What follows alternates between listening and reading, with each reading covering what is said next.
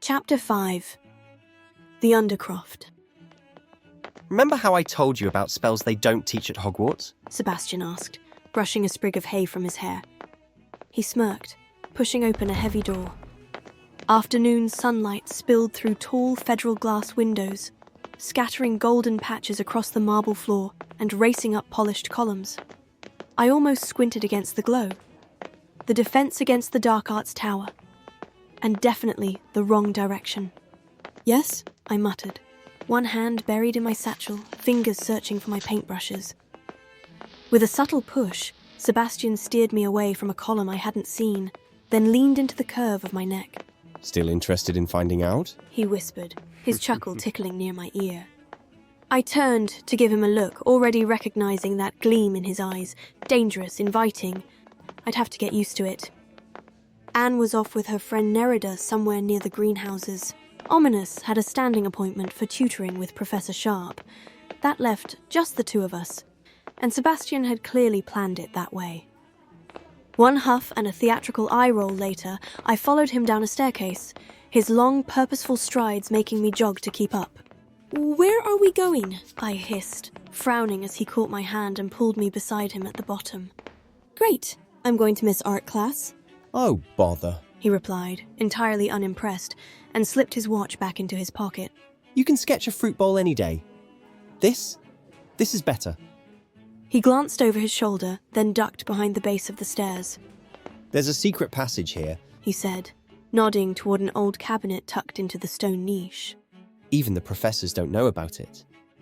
It looked like a wardrobe, tall with delicate astronomical carvings and clock hands like something out of a star chart. Ominous called it the Undercroft, Sebastian added, plucking his wand from his robes. Tension surged in my chest at the tremble in his voice. With a casual, practiced flick of his wrist, Sebastian triggered a hidden mechanism, watching as the clock hands spun in place. A loud click followed, and the cabinet creaked open. After you, he said, extending a hand. I laughed, unable to help myself. My skin tingled where his fingers brushed mine, and I climbed into the darkness beyond.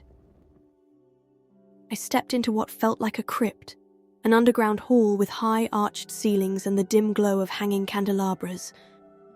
4 massive stone pillars divided the space, their surfaces lined with flickering candles, shadows dancing between rows of carved stone. Along the walls, forgotten treasures lay beneath linen sheets. A suit of armor loomed beside crates and empty barrels, and at the far end, towers of books leaned precariously, as if on the verge of collapse. My footsteps echoed softly as I wandered between the columns, too mesmerized to speak. The scent of cold stone filled my lungs, fresh, sharp, almost soothing.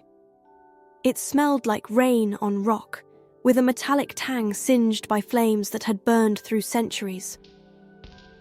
I clicked my tongue to test the acoustics and smiled at the resonance. It felt like a place where secrets had been whispered for generations, where time itself seemed to linger, waiting for the right person to uncover what had been hidden for so long. Anne, Ominous and I used to sneak in here almost daily. Sebastian said proudly behind me. Never once got caught. We played gobstones without worrying about the mess.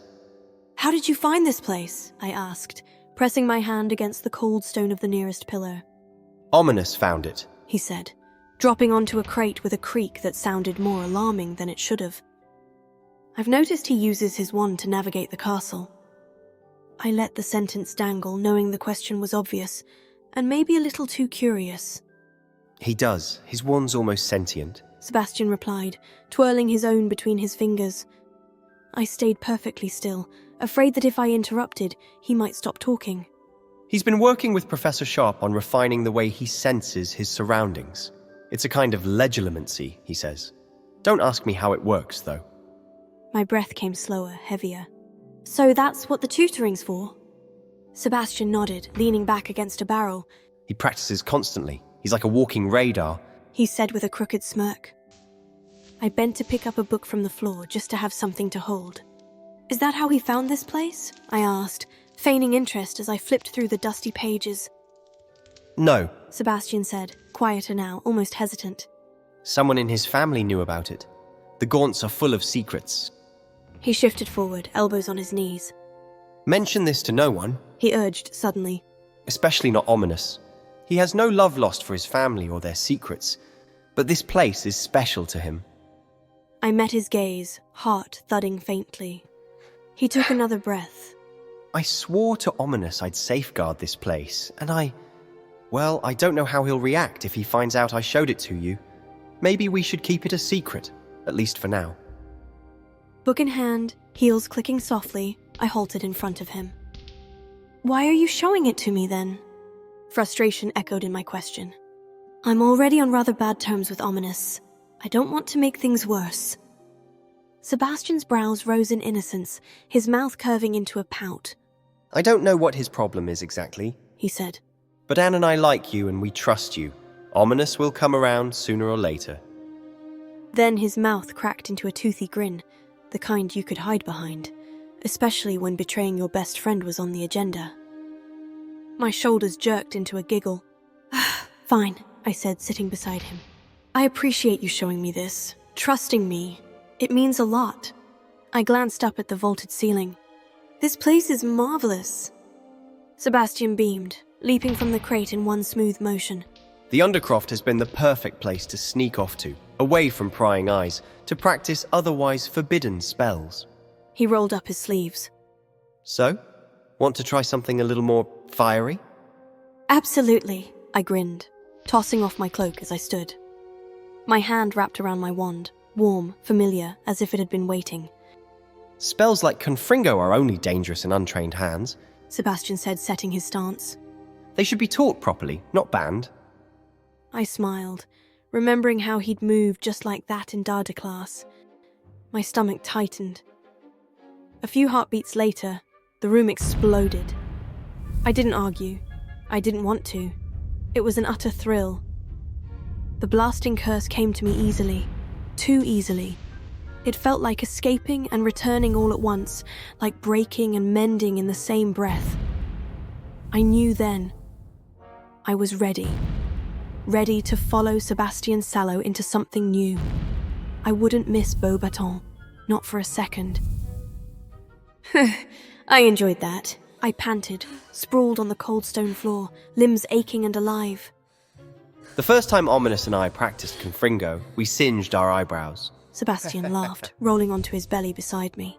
There's something about it, it's addictive. I know what you mean, I murmured, brushing sweat from my forehead. This is exactly the kind of magic I wanted to learn. Sebastian edged closer, cheeks flushed. There's more where that came from.